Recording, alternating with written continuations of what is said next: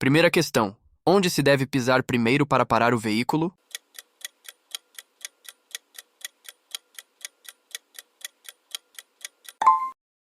Segunda questão. Qual o lado correto para ultrapassar outro veículo?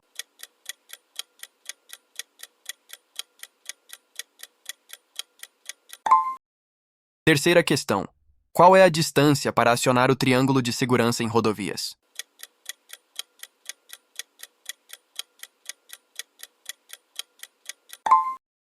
Quarta questão.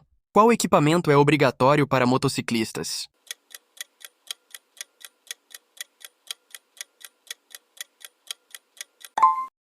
Quinta questão.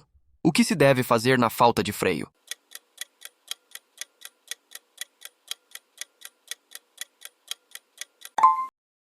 Sexta questão. O órgão responsável pela regulamentação dos padrões da qualidade do ar é: